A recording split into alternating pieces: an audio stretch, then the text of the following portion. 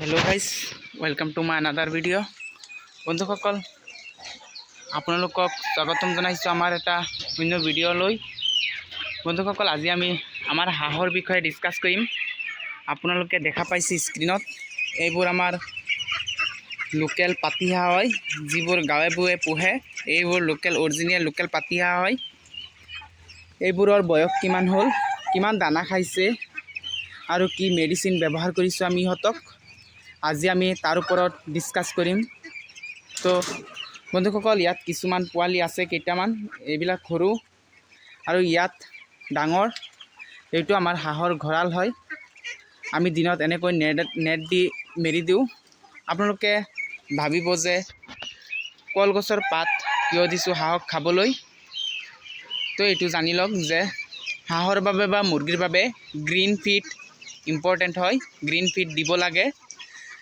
সেয়ে আমি কলগছৰ পাত দিছোঁ। হাঁহে ধুনীয়াকৈ কলগছৰ পাত খাই আছে, আপোনালোকৰ স্ক্ৰীনৰ আগতে আছে কেনেকৈ খাই আছে কলগছৰ পাত। আৰু কেইটামান চাব পাৰিছে তামোল গছৰ হেৰি খাই দি আছে, ওপৰৰ বাকলি যিটো থাকে গ্ৰীণ, তো খাই দি আছে। হাঁহে বহুতো গ্ৰীণ খাই ভাল পায়। আমি ক'বলৈ গ'লে এই হাঁহবোৰৰ বয়স আজি 1 মাহ হৈছে, পূৰা 1 মাহ কমপ্লিট হৈছে।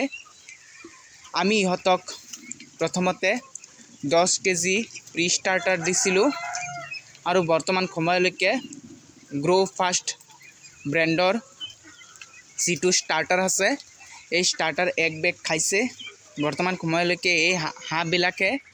আজি আমি আকৌ যাম গ্ৰ' ফাষ্ট আৰু এটা বেগ আনিবলৈ। আমি বেলেগ ব্যৱহাৰ নকৰোঁ, আমি অকল দানা দি আছোঁ। আৰু ক'বলৈ গ'লে বহুতে কয় যে হাঁহ পুহিলে পানীত এৰিব লাগে, কিন্তু আমাৰ তাত কোনো ধৰণৰ পানীৰ ব্যৱস্থা নাই। সেয়া আমি এনেকৈ বিনা পানীত এনেকৈ পুহি আছোঁ হাঁহবিলাক।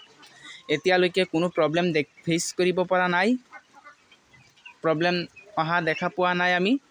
প্ৰব্লেম নাই মানে হাঁহবিলাক ধুনীয়াকৈ আছে, দানা খাই আছে, পানী খাই আছে আৰু কলগছৰ পাত খাই আছে। আৰু গ্ৰ'থটো আপোনালোকে দেখা পাইছে। যদি আপোনালোকে আগতে হাঁহ ফাৰ্ম কৰিছে বা হাঁহ পুহি আছে, তেনেহ'লে 1 মাহত হাঁহ যিটো সেইটোৰ গ্ৰ'থটো ঠিকে আছেনে নাই, প্লিজ আপোনালোকে কমেণ্ট বক্সত কমেণ্ট কৰি জনাই দিব আমাক। আৰু এনেকৈ হাঁহ দি আছোঁ, পালন কৰি আছোঁ। আৰু হাঁহক কোনো ধৰণৰ ভেকচিন আমি দিয়া নাই। মেডিচিনৰ কথা ক'বলৈ গ'লে ট্ৰেক্টাচাইক্লিন যিটো মেডিচিন আছে, এইটো দিছিলোঁ প্ৰথমতে 3 দিন, তাৰ পিছত অশ্বমিন বিমাৰেল দিছোঁ। আৰু বৰ্তমান সময়ত আমি অষ্টবেদ আৰু বিমাৰেলৰ যিটো মিক্সাৰ, এই অষ্টবেদ আৰু বিমাৰেলৰ মিক্সাৰটো দিছোঁ। অষ্টবেদ আৰু বিমাৰেলৰ মিক্সাৰ হাঁহক দিয়াৰ কাৰণ এইটোৱে যে হাঁহৰ গাত কিছুমান চাব যে মাৰ্কেটেবল হৈ যায়, 1.5 কেজি প্লাছ হৈ যায়, কিন্তু হাঁহৰ গাত নোম নাহে। সেয়ে আমি অষ্টবেদ আৰু বিমাৰেলৰ মিক্সাৰ দিছোঁ। আৰু অষ্টবেদ আৰু বিমাৰেলৰ মিক্সাৰ দিলে হাঁহ লেংৰা যিটো এইটো নহয়, আৰু লগতে হাঁহৰ গ্ৰ'থ যিটো আছে এইটো সোনকালে আহি যায়, ৰিজাল্ট ভাল দেখা পোৱা যায়, গ্ৰ'থ প্ৰমোটৰ হয়। সেইবাবে আমি সিহঁতক হাঁহৰ যিটো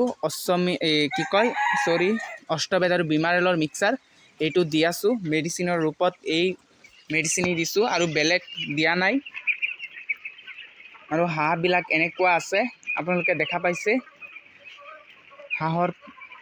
আৰু ইয়াতো কিছুমান হাঁহ আছে, এইবিলাক সৰু একদম, আৰু এইবিলাকৰ 1 মাহ হৈছে। ইয়াত কিছুমান ডাঙৰ হৈ গৈছে বেছি অলপ, আপোনালোকে স্ক্ৰীনত দেখা পাইছে। আৰু কিছুমান অলপ সৰু হৈ আছে, কাৰণ এইটো ফিডিং মেনেজমেণ্টৰ কাৰণে হৈছে। আপোনালোকৰ যদি ফিডিং মেনেজমেণ্ট ভাল নহয়, তেতিয়াহ'লে আপোনালোকে এইটো ফেচ কৰিব লাগিব। কাৰণ আপোনালোকে জানেই যে আমাৰ মুৰ্গীৰ ফাৰ্মো আছে, তাতো সময় দিবলগীয়া হয়। সেয়ে আমি হাঁহক বেছিকৈ সময় দিব নোৱাৰোঁ আৰু হাঁহৰ ভিডিঅ' বেছি লৈ আহিব নোৱাৰোঁ। তথাপিও আমি এটা দুটাকৈ ভিডিঅ' আপলোড কৰি যাম। আৰু কি সময়ত কি হয়, কেতিয়া বিক্ৰী কৰিম, এইটো কিমান খৰচ হয়, তাৰ ওপৰত আপোনালোকক ভিডিঅ' দি থৈ যাম। কেতিয়া কি হয় হাঁহৰ এইটো আপলোড কৰিম, আপোনালোকক জনাই দিম।